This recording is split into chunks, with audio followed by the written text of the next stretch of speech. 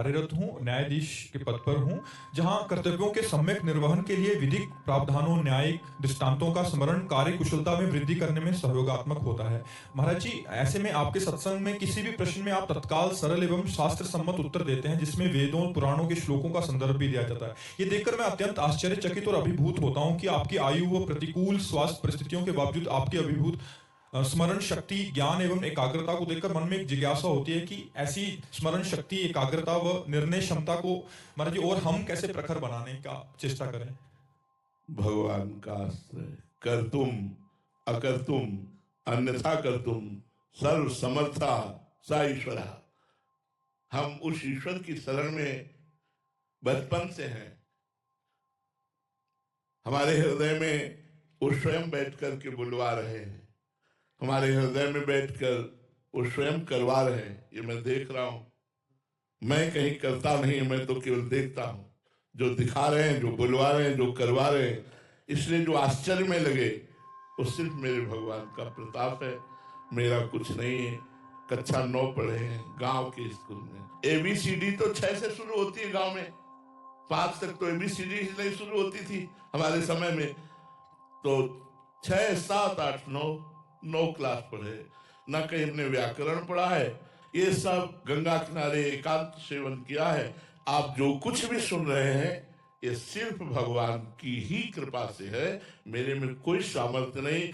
अगर मैं व्याकरण पढ़ा होता, संस्कृत कॉलेज गया जाकर या सत्संगियों से सत्संग सुनकर या कुछ ऐसा अनुकरण करके, तो हम कहते कि भाई उनकी कृपा से सत्संग हो रहा है। कहीं नहीं गए। ये हमारा स्वभाव ही नहीं था बोलना।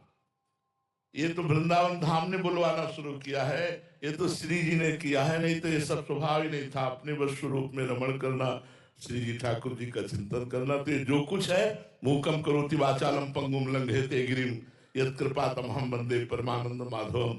जो मुख से बुलवा दे, लूले लंगड़े से पहाड़ फंदवा दे, वही कर्तुम अकर्तुम अन्यथा कर्तुम परमात्मा की केवल लीला है। मेरी कोई सामर्थ्य नहीं है कि मैं उत्तर दे सकूं या मैं कुछ भी कर सकूं। शरीर की ना सामर्थ्य है, ना मन की सामर्थ्य है। अगर सामर्थ्य है तो ये प्रियालाल की सामर्थ्य है, मेरी सामर्थ्य नहीं है। अनुराधा यादव जी, गुरुग्राम से।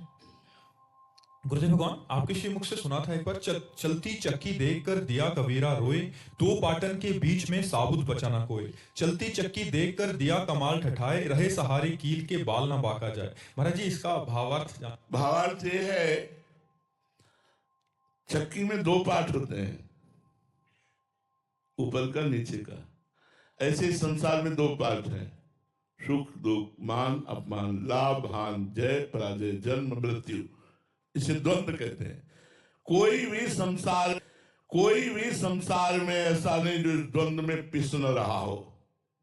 तो चलती चक्की देख के दिया कबीरा रोए, 2 पाटन के बीच में साबित बचाना कोई। सब सुख दुख की लपेट में है, सब लाभ हानि, मान अपमान, जय पराजय, जन्म मृत्यु की लपेट में सब पिस रहे। तो वहीं उनके मानसिक पुत्र कमाल खड़े थे, बड़ी जोर से हंसे और कहा, साहब अगर कील के सहारे जो दाना आ गया तो पूरी चक्की में पूरा आटा बन जाएगा, लेकिन वो दाना जो कील के सहारे आ गया उसका चक्की कुछ नहीं बिगाड़ सकती। चलती चक्की देख के दिया कमाल ठठाए, और राह सहारे कील के तो बाल न बाका जाए। तो इस द्वंदात्मक जगत का मूल क्या है? ऊर्ध्व मूल मधा शाखा मस्तम प्राहुरभ्यम छंदांसी से प्रणामी वेद स्वेदविद। जो ये जानता है वही ज्ञानी है। क्या इसकी ऊर्ध्व मूल है? कौन? बोले मैं भगवान श्री कृष्ण कह रहे, मैं स्वयं इसका मूल हूं। तो मूल चक्की का मूल कौन होता है? जिसपे वो 2 पार्ट टिके होते हैं, वो कील कहा जाता है। तो इस द्वंदात्मक जगत की कील कौन है? भगवान। जो भगवान की शरण में आ गया तो इस चलती हुई द्वंदात्मक चक्की से बच जाएगा, नहीं तो सबको पिसना पड़ेगा। पुनरपि जननम पुनरपि मरणम पुनरपि जननी जठरे शयनम, बार बार जन्म, बार बार। ऐसे ही भक्ति रस में डूबने के लिए चैनल को सब्सक्राइब करें। राधे राधे।